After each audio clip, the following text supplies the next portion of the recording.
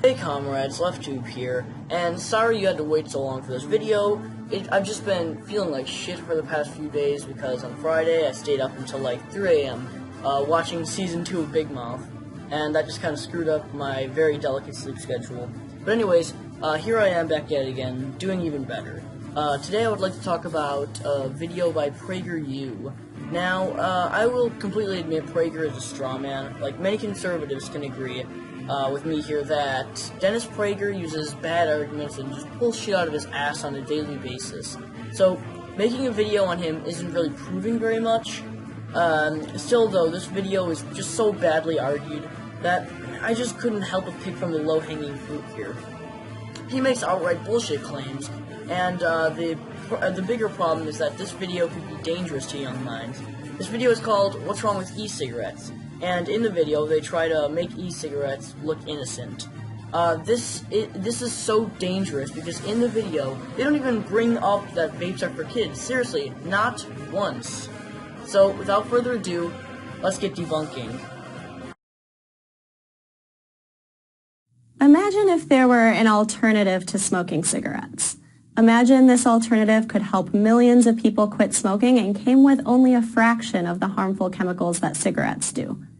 Well, you don't have to imagine it. It exists. That's right, they are. And there's a lot of potential with them for helping you quit smoking. There's actually, but there are very few who actually use it to quit, but rather to start. Because people like you sit here defending it as if it were Jesus Christ. E-cigarettes are the most innovative and promising smoking cessation product yet invented. So public health officials and anti-tobacco activists are all in favor of this life-saving innovation, right? Actually, they're almost all totally against it. Why? Because, incredibly, they make no substantial distinction between e-cigarettes and real cigarettes. They aren't against the use of e-cigs to quit smoking, and neither am I. But the biggest problem is that people don't see them as harmful, especially not young and impressionable children and teens. A survey showed that about 2 million middle and high school students, or 10% of all middle and high school students, are vaping in some way, shape, or form nationwide, according to U.S. News, because you act like it's perfectly safe. The organization for that is called Children's Health says nicotine is a chemical that can affect neurological health, especially in teens whose brains are still developing, end quote. While it is especially harmful to developing brains, it can also be harmful to fully developed ones. Nicotine can cause irritability once you begin dependence on it, and can create mood swings and in some cases paranoia. Even though they are completely different products. To begin with, e-cigarettes aren't cigarettes. They contain no tobacco. Instead, a liquid containing nicotine derived from tobacco leaves is vaporized, and users of e-cigarettes inhale that vapor. Vapor, mind you, not smoke. As I mentioned, nicotine is still a very harmful substance, especially when you introduce young impressionable kids with developing brains to it and tell them it's okay to use it. And so what? Yes, smoke is more harmful than vapor, but you're still delivering the chemicals to your body. This is significant because the real harm from tobacco comes from the combustion process, which releases hundreds of toxic compounds known as tar. Since e-cigarettes have no tobacco and no combustion, they release no tar. Perhaps it doesn't put tar in your organs, which makes it useful to quit, keyword quit, but people aren't quitting, they're starting. This makes them, according to Britain's Department of Health, at least 95% less harmful than tobacco cigarettes. E-cigarettes do contain nicotine, an addictive drug. However, there's little evidence that nicotine alone is bad for you, making it similar to, say, caffeine. You dipshit, are you comparing caffeine to nicotine? Really, you dunce! There's no way that these people are serious. They know that this is bullshit. They're completely aware of the fact that they're just spewing out whatever they can possibly think of here. Do I even need to show a comparison? Here's what caffeine does to your body, and here's nicotine. A drug used every day by millions of people. Brad Rodew, an oral cancer specialist at the University of Louisville, put it this way: I love coffee, and I'm sure I could get caffeine if I smoked my coffee beans. But I would be paying a much different price in overall health if I did. This is an oral health expert, not mental, not respiratory, or digestive. This covers oral health. And hey, at least they don't market caffeine to goddamn teenagers. In other words, when it comes to addictive substances like caffeine or nicotine, it isn't the addictive substance that's harmful, it's how it's delivered. I've already covered the addictive chemical being very harmful, so let's look at the economic side of the addiction. Your average vape user says a bottle of vape juice lasts about a week. So, a 120 milliliter bottle is about $12. Let's say you vape for 20 years before you beat the horrible addiction. You have spent $12,480. You can buy a goddamn car with that money. As South African psychiatrist Mike Russell said about cigarettes, people smoke for the nicotine, but they die from the tar. You don't die from nicotine, but it can have very negative side effects. And again, there's no tar in e-cigarettes. Does this all mean that e-cigarettes are completely safe? Of course not. Nothing is completely safe. For a second there, I thought this was the part where you say, kids shouldn't vape.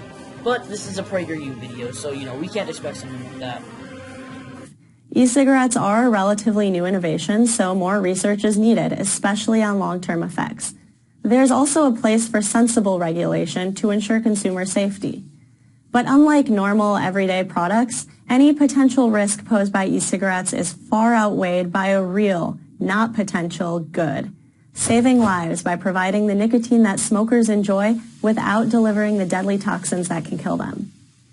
Many former smokers have successfully used e-cigarettes to help them kick their nicotine addiction altogether. Yes, and others have started doing it because you're selling them the fact that it's completely safe. A recent study in an Oxford Journal peer-reviewed publication, Nicotine and Tobacco Research, said that e-cigarettes could reduce smoking-related deaths by 21%. And that would be awesome. I'm all for people using vapes to quit smoking. I just think that a vape should only be used when you plan to quit smoking. That's thousands of lives every year. John Britton, an epidemiologist and director of the University of Nottingham's Center for Tobacco and Alcohol Studies, is even more optimistic. E-cigarettes are the first genuinely new way of helping people stop smoking that has come along in decades. They have the potential to help half or more of all smokers get off cigarettes. So again, you'd think public health officials and anti-tobacco groups would be doing everything they could to encourage smokers to switch to e-cigarettes. Instead, they push for laws and rules that equate the two products.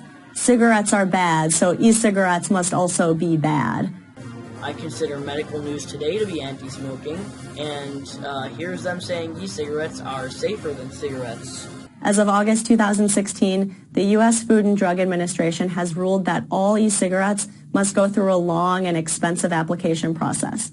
This process could end up costing as much as $1 million per new product. Yes, to ensure that those using it are not minors and are using it with the main intention of quitting smoking. While some of the biggest manufacturers will be able to shoulder the costs and navigate the regulatory mess, most small e-cigarette companies will be forced out of business. E-cigs shouldn't be a business. They should be something provided to those who have a prescription to use them from doctors. With less competition, e-cigarettes will become more expensive, and many people will go right back to smoking. I love how the people who made a video on how great Rockefeller was are now suddenly anti-monopoly. E-cigarette prohibitionists may think they're using a better safe than sorry approach to save consumers from some yet-to-be-discovered danger, but they're not. They're actually endangering millions of smokers who would make the switch if the e-cigarette market were allowed to flourish. Well, let's flip that on its head and say that 10% of middle and high school students using e-cigs would go up if unregulated, endangering millions. How about that? As Joe Nocera, a New York Times columnist, wrote, equating smoking cigarettes with inhaling e-cigarettes is a huge disservice to public health. On the scale of potential harms, e-cigarettes aren't even in the same ballpark as combustible cigarettes. They have the potential to save millions of lives. The government needs to develop a new paradigm for dealing with e-cigarettes, one that ensures basic standards but recognizes their relative safety and immense benefit to public health. If they don't, more people will die. Imagine that. I'm Caroline Kitchens of the R Street Institute for Prager University. In conclusion, e-cigs can be very useful to help people quit smoking. But when you sell this idea that they're 100% safe, you allow young, impressionable minds to hold the idea that e-cigs are safe for them. Well, anyways, if you like this video, leave a big thumbs up and subscribe. And if you didn't, I'd like to hear why in the comments. I will see you later, comrades.